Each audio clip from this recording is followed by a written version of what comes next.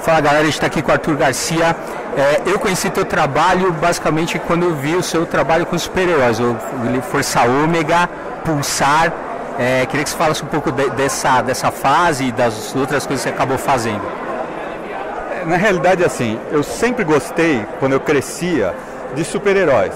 Mas aí você começa a trabalhar com desenho e você vai desenhar o que te pagam. Então, na realidade, eu acabei caindo para bonequinhos, personagem infantil. Eu desenhei para o Eli Barbosa, aprendi desenhando desenho infantil. Aí, em um determinado momento, apareceu a oportunidade de fazer super-heróis para vidente. A gente fez, eu e o João Pacheco, que Deus o tenha, que era meu grande amigo, a gente fez Cyber, Heróis e Máquinas. Aí o Álvaro Omini levou isso e mostrou para o Hercílio. Na época a Scala era uma editora super pequena e o Hercílio olhou e falou, eu quero fazer uma revista com esses caras. Aí a gente foi conversar com o Hercílio e ele falou, vamos fazer essa revista só que colorida. A gente falou, tá, só que essa revista é da Vidente, a gente publica pela Vidente, faz uma outra revista para você. Aí a gente veio com a ideia do Pulsar e da Força Ômega. O João desenharia a Força Ômega e eu Pulsar. Aí durou, a gente fez 4 números, saíram 3, o quarto não saiu, apesar de ser pago. Aí o Nagado, com quem a gente começou a fazer Street Fighter, falou, eu vou fazer uma revista para o Hercílio, eu queria que você me desenhasse uma história. Nessa época o João já tinha falecido. Como ele sempre via me dizer assim, eu gosto do Pulsar, eu gosto do Pulsar. Eu falei, tudo bem, eu faço Pulsar para você, eu continuo a história do Pulsar. Aí eu fiz mais umas tantas histórias, foram todas pagas, nem todas publicadas.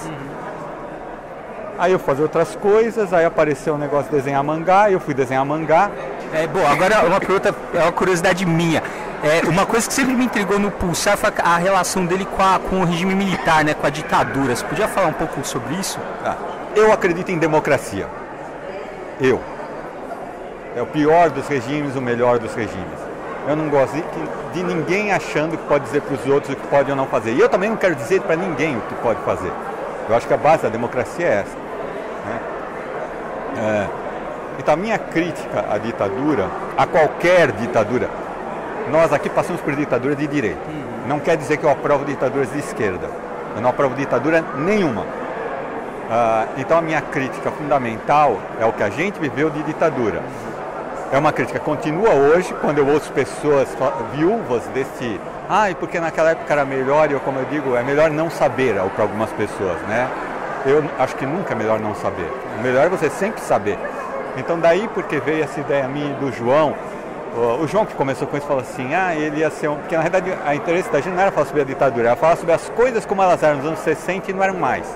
Aí o João veio com a ideia de que ele dormiria durante todos aqueles anos e acordaria pós-ditadura. Aí eu fui para casa, a gente tinha um estúdio na época, fui para casa pensando e no dia seguinte eu voltei para ele e falei, não, ele não vai ter adormecido, ele vai ter sido morto, né?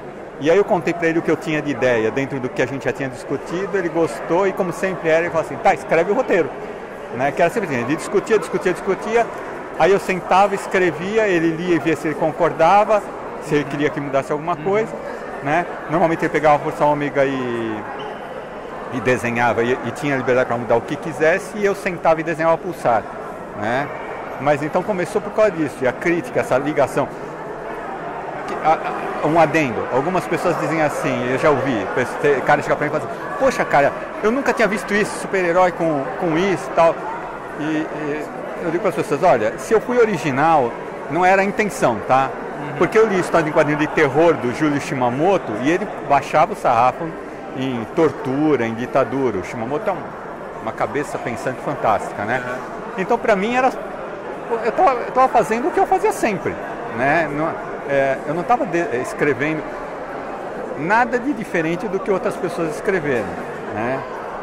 Então quando alguém chega para mim e fala assim, nossa, eu não me lembrava de ter visto isso, eu agradeço e continuo com a minha posição. Ninguém adormece pensando em fazer uma coisa...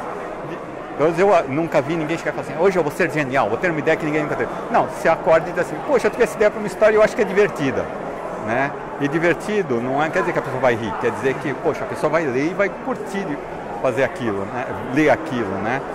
Então a minha ligação com isso é isso, eu sou crítico a respeito de qualquer tipo de ditadura, né? E eu acho que era muito mais político naquela época, mas isso eu acho que tem a ver com o contexto da época.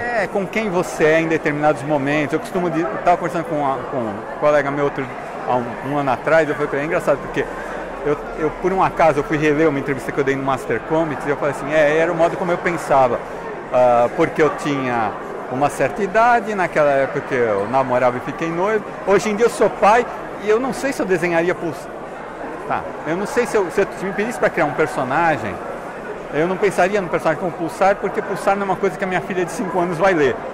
Porque não era feito para isso, era feito para adolescentes e adultos, né?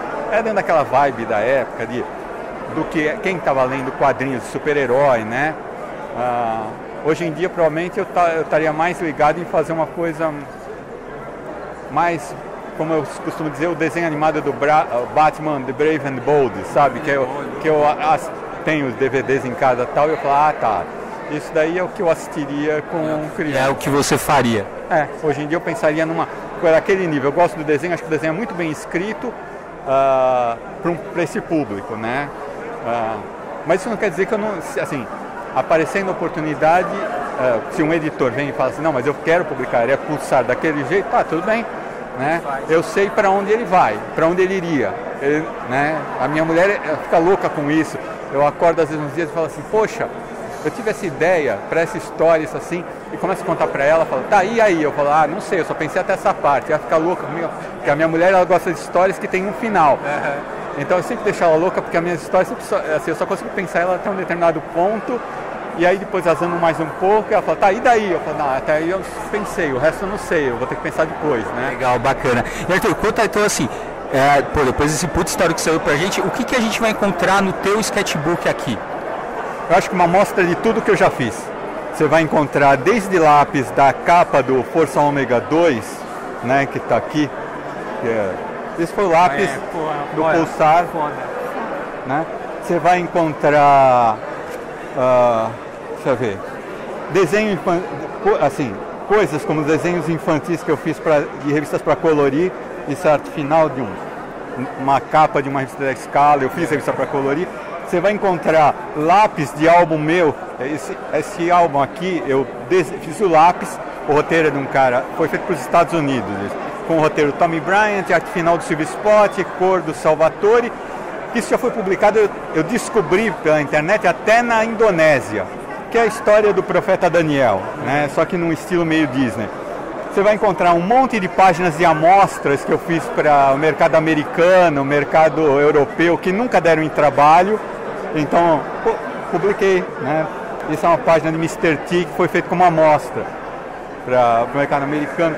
Depois ele deu para trás, nunca publicou, mas foi pago. Então ninguém nunca vai ver. Mas está aqui. Então é material que ninguém nunca veria de outro jeito. E o Carlos me deu essa oportunidade de enfiar tudo aqui, né? Material da Disney, eu vi agora, passei página de lápis de Aladdin. Né? Legal. Isso aí. Obrigado, Arthur. Valeu. Prazer ter te conhecido, cara. Valeu.